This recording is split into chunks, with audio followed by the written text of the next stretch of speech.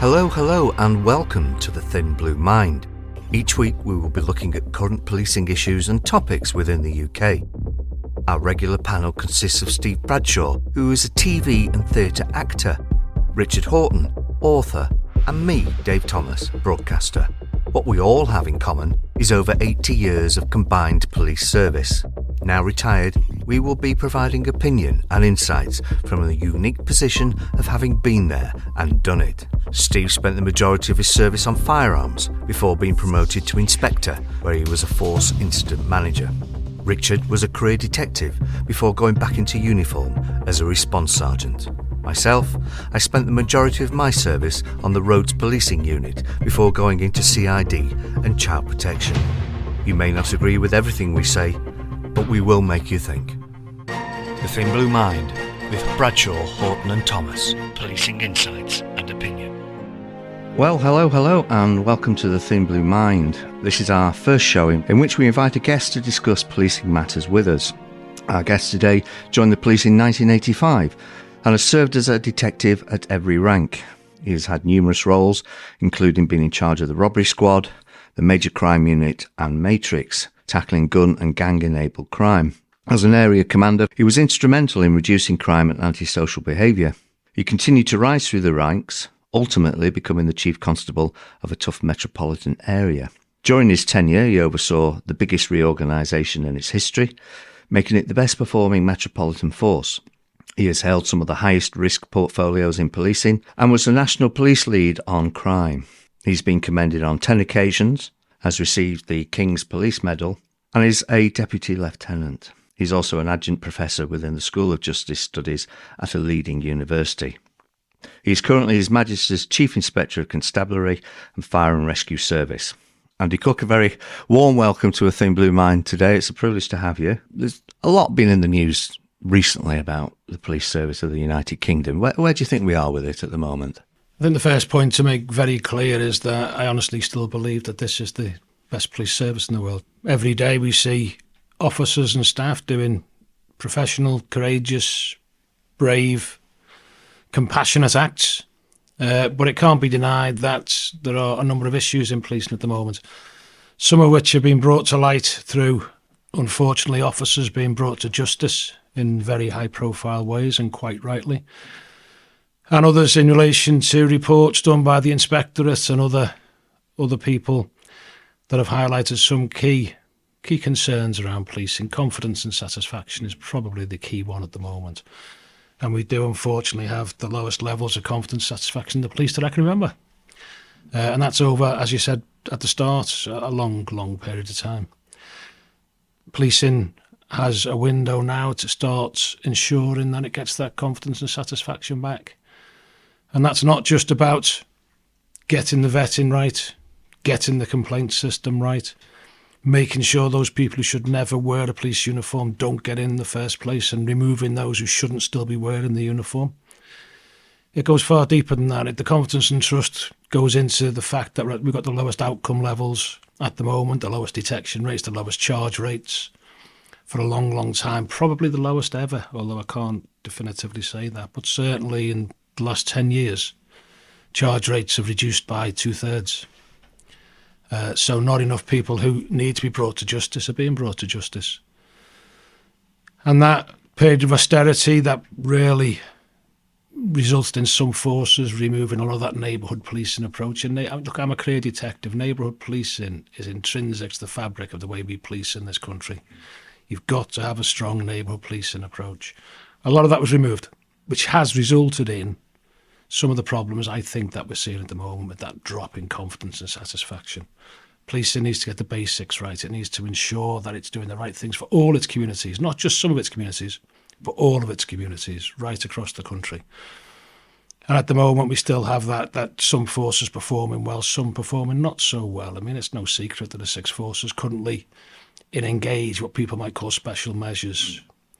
That's not because the forces in total are failing. That's because, quite simply, there are things within that force that's in engage that is causing me a concern to both public safety and public confidence. So A lot of challenges for policing. I mean, we could go through finance, we could go through, technology, we could go through 101 things. But it's always about remembering that balance, that the vast majority of police officers are doing the best on a daily basis. The system doesn't always help them to do that. It's a long charge sheet that you read out, but that nicely perhaps informs us the role that you have and the organisation that you work for, perhaps for people that aren't aware. Yeah, His Majesty's Inspectorate of Constabulary and His Majesty's Inspectorate of Fire and Rescue Service, which is awfully long titles, obviously. It's even worse when you put His Majesty's Chief Inspector of that in front of it. Basically, I mean, we inspect police forces and we inspect fire services. Not just in England and Wales, but overseas as well, some overseas territories. And we also, it's not just the Home Office forces, but it's BTP, we do PSNI, we do Ministry of Defence, Civil Nuclear, and various other, and the NCA and various other agencies as well. We're not a regulator, we're inspectors, so we can't make anyone do anything. We make recommendations in relation to policing to ensure that, and fire to ensure that it is serving the public as well as it can, and it's effective, efficient, and it's got legitimacy. I have a team of about 350 people plus associates who do that across England and Wales, or based across England and Wales. And we look at both PEEL, which is obviously the police efficiency, effectiveness and legitimacy, which every force goes through every 2 years. And we do thematic inspections. We do inspections with other criminal justice partners. We do child protection inspections. There's numerous inspections that we do over that period of time. So it's not just PEEL, which everyone thinks of, or the thematics. There's a lot of other inspections that we do through that as well. I have up to 4 HMIs who work with me, who have different regions or national responsibilities, and sitting below them are an awful lot of really good people, both civil servants and secondees from policing and fire and rescue, who support those inspections. So it's a good team, it's a professional team, and it's there to serve the public more than to serve policing and to serve the fire and rescue services. The focus has always got to be on community. Just to be very clear, I mean, look, I was exceptionally proud to be a cop for 36 years, but there's no old boys network or old girls network about this. If policing needs to be criticised, if fire and rescue needs to be criticised, I will criticise them, because the public are always at the forefront of my thoughts. Just holding on to that theme then about the public confidence. I'd be interested in your thoughts. You've said before that chief officers should have the power to decide who works for their organisation. With that in mind, do you think the role of police officer will change to that of an employee? I think it's New Zealand who've made police officers employees reasonably recently. There's no massive call for it at the moment, but I do think if police officers are to retain that status as Crown servants, which brings that operational independence with it, we need to ensure, as I mentioned before, that the right people are in policing. Because it can be too difficult to remove people, whether that's in the first 2 years or whether that's in later on in the career. And everyone wants those people who shouldn't be there to go. Now, I understand why there are greater protections for police officers, because police officers can't strike, but the whole process of trying to remove those officers who shouldn't be and staff who shouldn't be within policing can take far too long. So, you've got your lawyers coming in on both sides. It's unlike any other sort of employee where you wouldn't have a lawyer in the room. It'd just be a disciplinary process.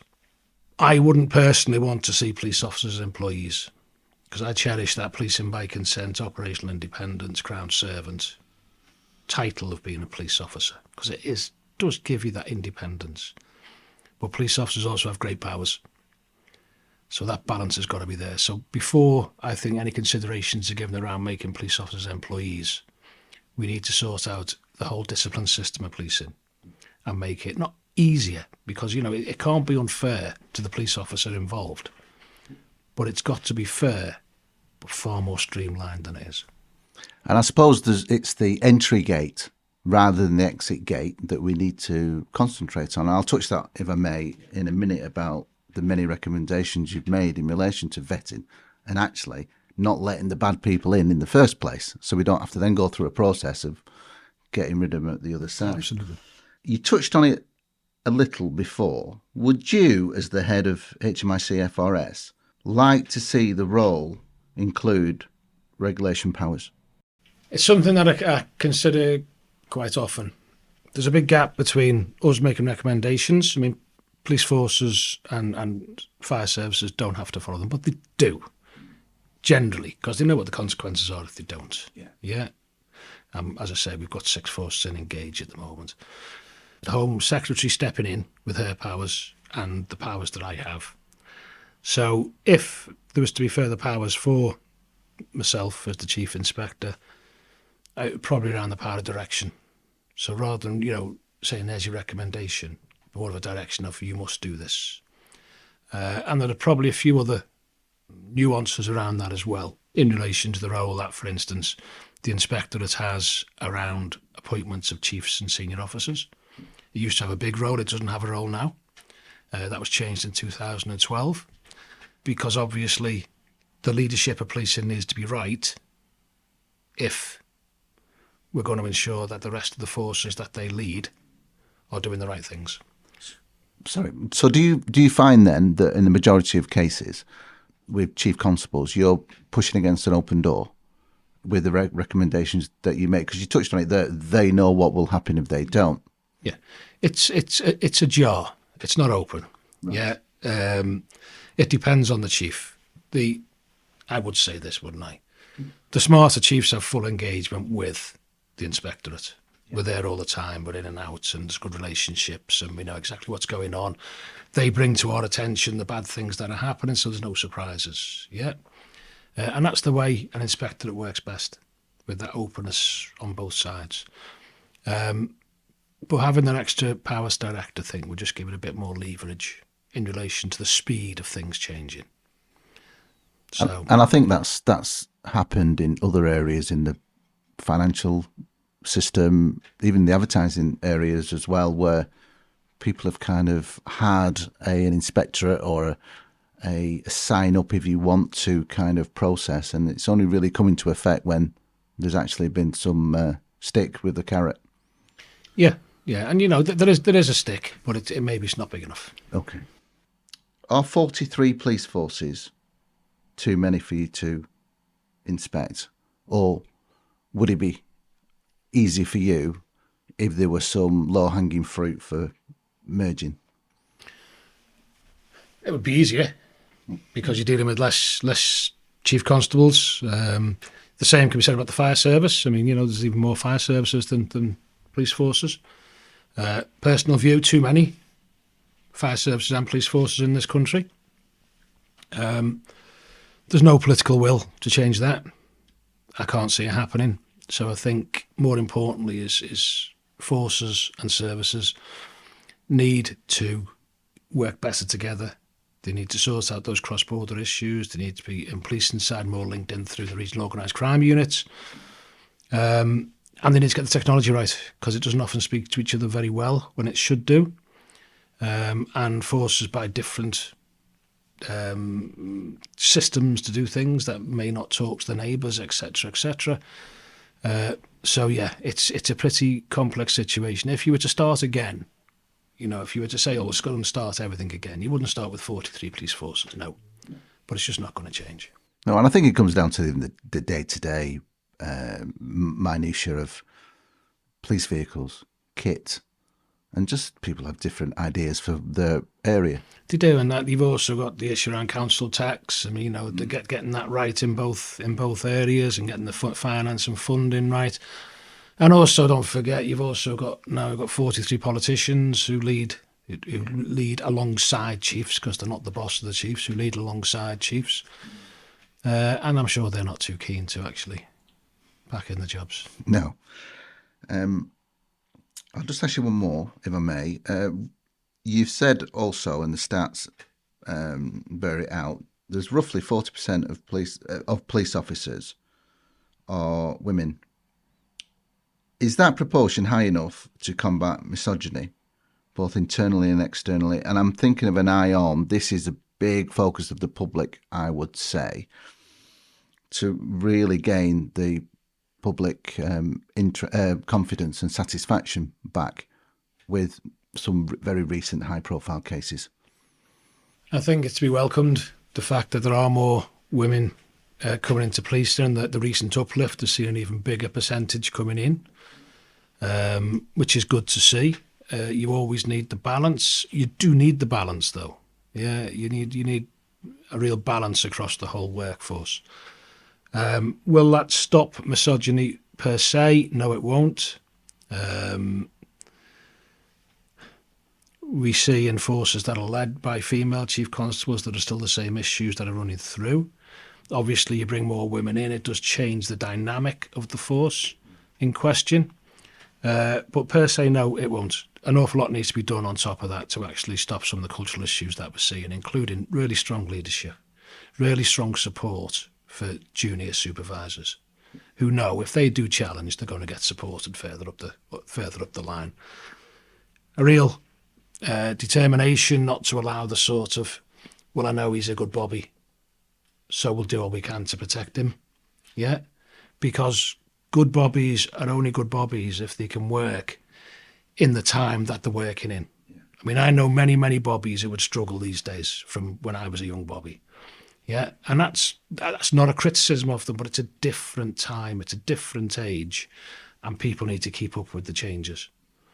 So we can't have this closing ranks around people who speak up. We can't have this shunning of people who speak up because they think they're doing the right thing, particularly younger in service. And in the question you're asking, younger in service female officers, they've got to have a voice to be heard. So forces need to make sure that they are heard. They need full support, and supervisors who supervise them need the full support in doing that as well. Great. Well, thank you. I've just got, in the style of Columbo, just one more thing. Yeah. You were about to say that. I did. Now, since retirement, I run a police advice to TV and film business. Yeah. And which complements some acting work that I was supported in the job to do, which was great. Your favourite police officer on TV? He's not on TV anymore, but Jack Regan. Jack Regan. The Sweeney, for those who are too young. Put your trousers on. Is that a mirror to your detective life? No, be careful. No, but I think the Sweeney was a big impact on me joining the police. I just wanted to be a detective when I joined the police. I didn't want to be a chief constable. I didn't want to be a high-ranking officer. I just wanted to be a detective. And I was a constable for 4 years. I was a DC for another 6 years after that. So I didn't actually get on that greasy pole until after 10 years service. Because I just loved what I did. I just loved being a detective. So Jack Regan and the Sweeney, though, that's always my number one. Let's talk about policing and IT, basically. And we have the appeal system, the effectiveness and the efficiency, which I guess if you're effective and you're efficient, that leads on to legitimacy as well, because you're seen as being within reason, legitimate within the communities that you serve. So I've had an interest through the podcast at looking at IT implementation and the management of IT implementation in policing. And I can't help but think that the way particularly case and custody management software has been brought in different forces has had an effect on effectiveness and efficiency in all those forces. Is that something that you'd be looking at as the HMIC as to how well those things are bedding in or not bedding in? We do look at that. I mean, if you look at two of the forces in Engage, Greater Manchester, one of the key issues for them was their new system. that wasn't bedding in. Metropolitan Police are just putting Connect system in, which might be a very good system. I don't know individual systems that well. But it's a massive piece of work that can create instability in a force if it's not introduced correctly.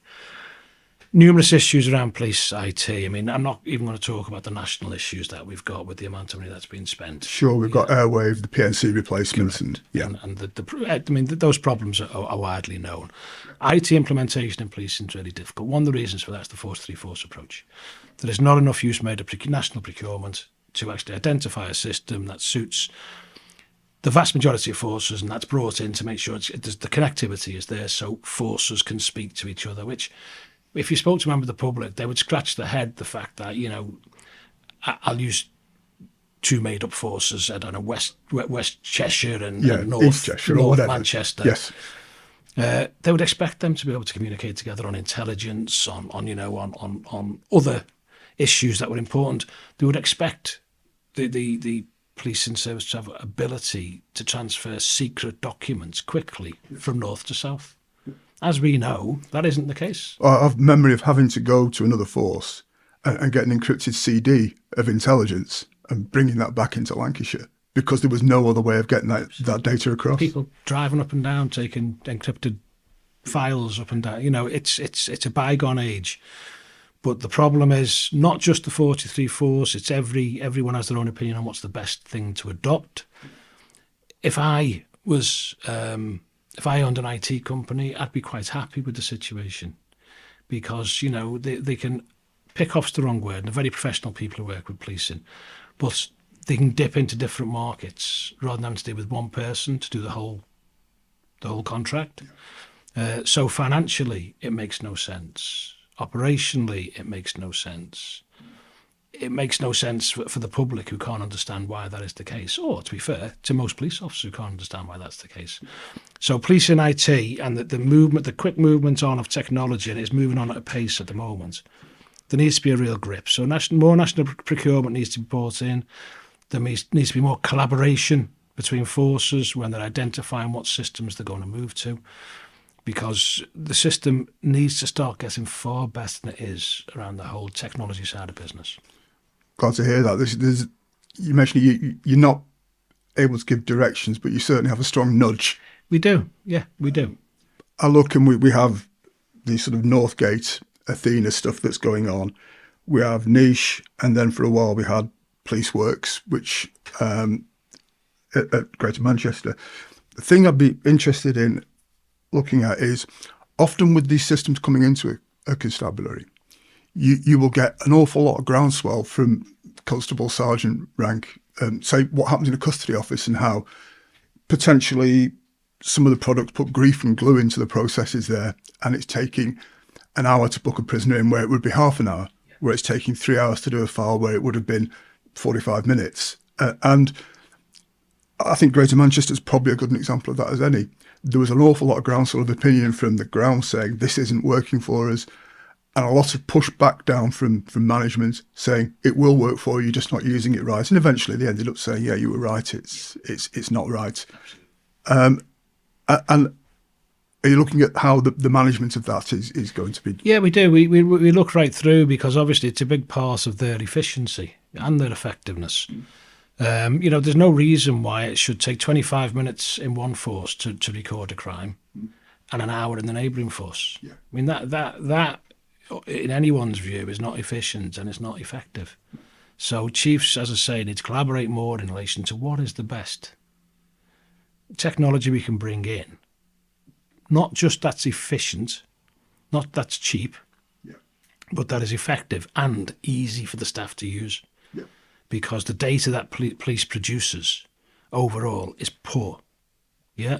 So when you're trying to identify some sort of scientific basis for something, you can't, because policing can't tell you 2/3 of what you need to know to do that. And that's because, for me, poorly thought out IT, poorly thought out processes for the officers and the staff who have to input that information. So there's no excuse for it. No. And it's frustrating from my perspective.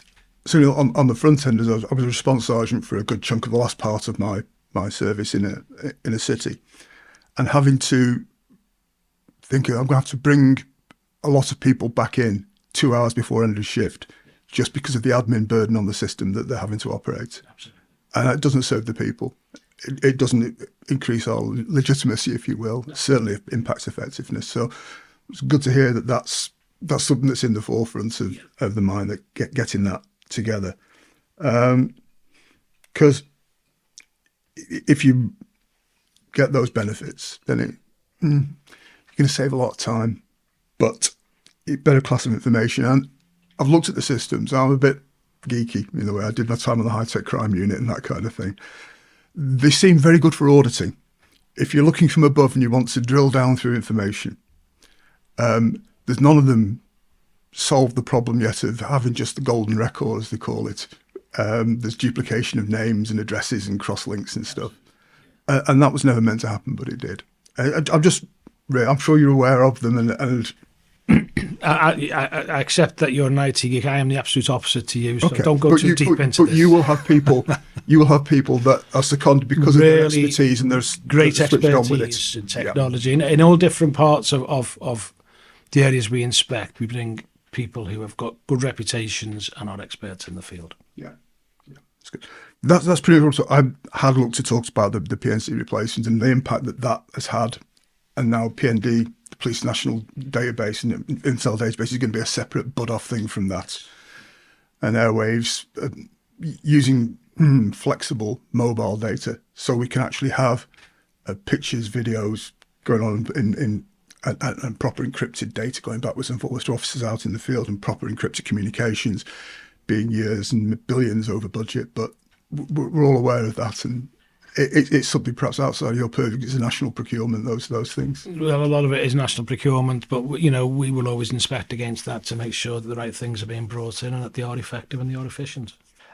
Finally, we've talked about leadership, haven't we? Personally, I think the rank of sergeant, the first line supervisor, is arguably the most important role within a police service. Considering that rank, do we have a leadership crisis? I think the first point to make is, I wouldn't say arguably, because I agree, sergeant is the most important rank in police, and if your sergeants aren't doing the right thing, then chaos ensues, because they are the people that the constables listen to mostly. As a chief constable, I might have all the power, but actually to get people to do things, you do that through your sergeants. You do that through making sure your supervisors have got the right values, your supervisors have got the right instructions, they know what's important to you, they feel supported, and that they are leading the staff in the right way. Is there a leadership crisis? There are problems with leadership in policing. The training of leadership in policing needs to improve. The College of Policing themselves will say that, and Andy Marsh, the relatively new head of the College of Policing, is doing a lot to address that. The problems you get, in my view, for policing is the disconnect between the top and the front line. So to get from the top to the front line, you've got an awful lot of layers to go through. I think Andy Rose described it as a permafrost. It is. It can be a permafrost. Unless you work hard as a senior leader at making sure you are very clear with your instructions, you are very simple with your instructions, and that you won't accept any lower than a standards whatsoever. What you do get is a front line who feel disempowered, who feel unloved. You get individual supervisors making up their own rules to how things should be. So you don't get that consistency of approach that any organisation needs, but particularly because of the powers that police officers have, one that's essential for policing. So I wouldn't say it was a crisis, because there's an awful lot of good supervisors and managers out there, and leaders, more importantly. And when I say leader, that is sergeant and inspector level leader I'm talking about. But it needs to improve significantly. I'll come from a position of having been a sergeant's assessor and assessed sergeants and gone through that with them. There is quite a lot of academics. There's not so much coaching. When I was coming through as a sergeant, I was lucky to work with some exceptional sergeants, and you learn tradecraft and management and ethics and doing it right from that example to some extent. It informs your own practice as a sergeant. There didn't seem to be so much of that in the current system for grading and passing through sergeants. It seems to me to be academic, and wonder if there's a value in putting some more coaching back into it. Absolutely there is. I mean, you need to have those credible sergeants who are leading these sessions. You need to... If I'm a newly promoted sergeant, I probably know quite a bit about the law. Yes.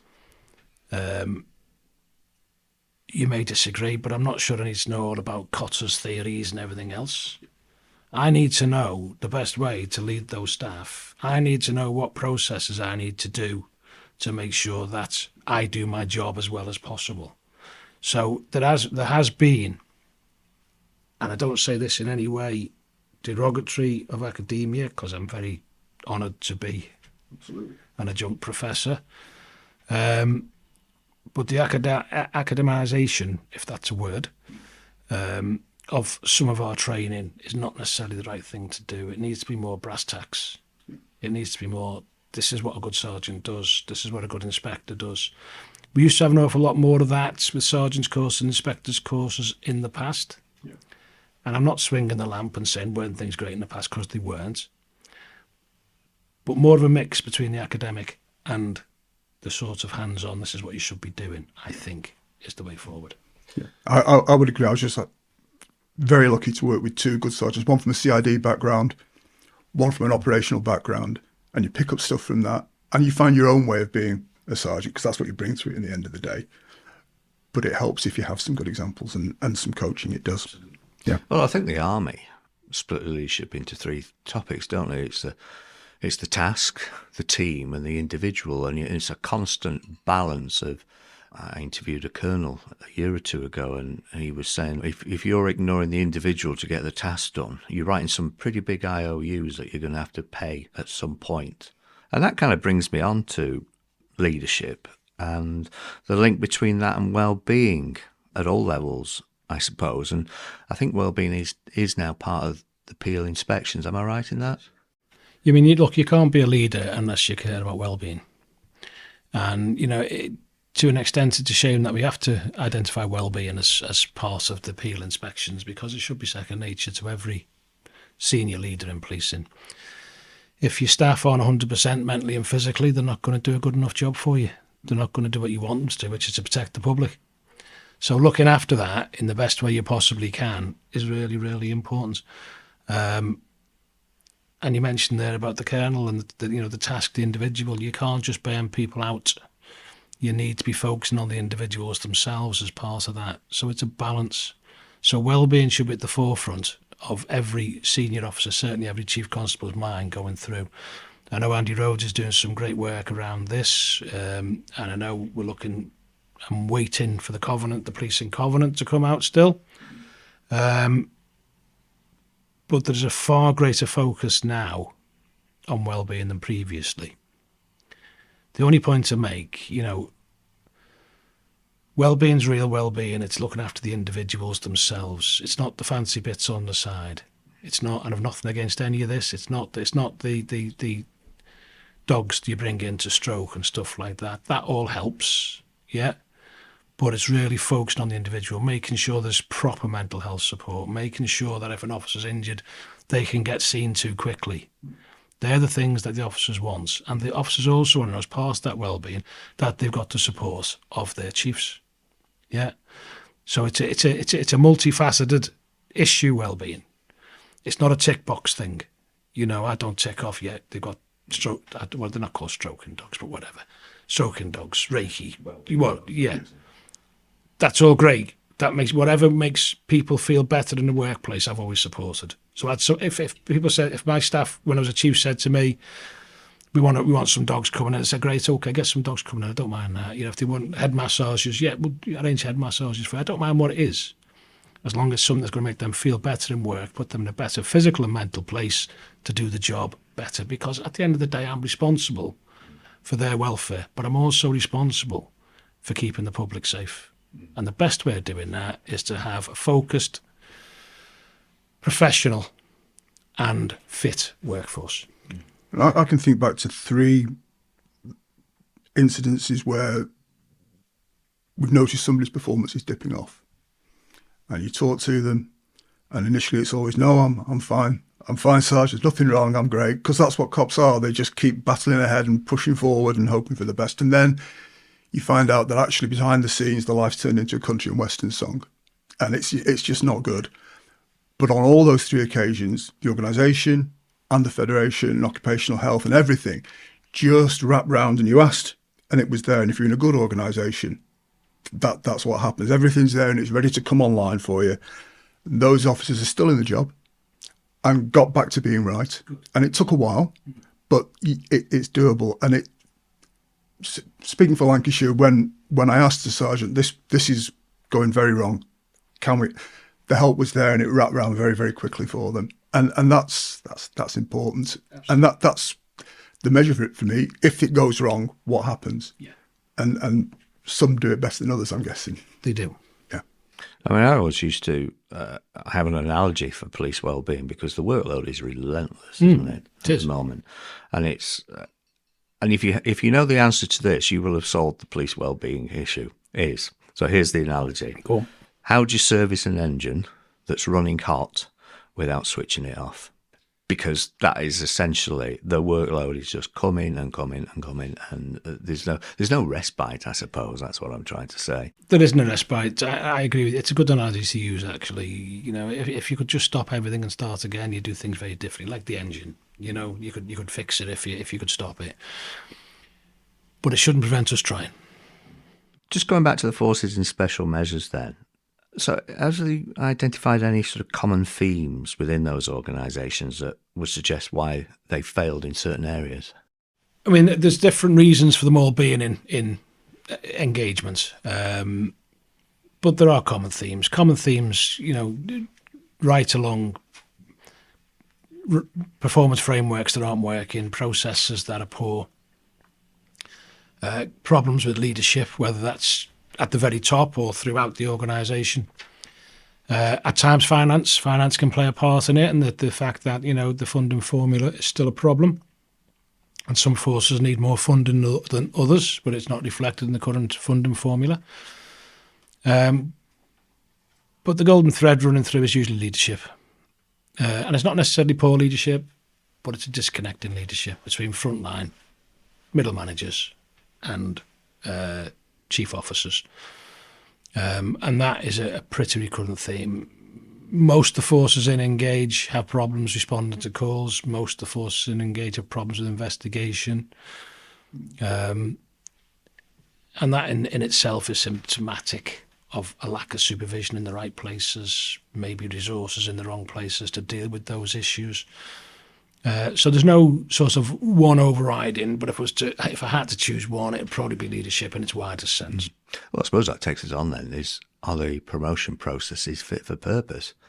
Different forces do it different ways. I know the PNAC, the Police National Assessment Centre for Chief Officers, has just been changed. There's going to be a new approach to that next year. We'll see what that's like. We'll give it time. The Inspectorate is doing a thematic on leadership over the next 6 months, where we will dive into both how well that is running, this new system, and also leadership right across policing. As a chief and as a senior police officer, it was always a difficult one. What is the best system of promotion? I mean, and some forces go for 3 days worth. When I became ACC in Lancashire, I was here for 3 days. A 3-day lie down. In Merseyside, it was an hour's interview. Yeah. Which is better? Which produces the better people? It's almost like the process has overtaken. The process overtakes the individual, hasn't it? And it wants to be all things to all people. At the end of the day, I'm quite convinced I can tell someone's character over an hour's interview. I can pick out whether they're good enough or not. You know, they'll have supporting evidence before you go in there anyway, and you delve into that. You make your inquiries about an individual beforehand, you know, with people you can trust. That's the way to get the right people. And we see it, don't we? Courses online now, how to pass a police promotion interview. It should be evidence-based, not how you say it. Well, and that's one of the problems. If it becomes too formulaic, you can be taught how to pass things, and that can't be right. It's what you do with them after.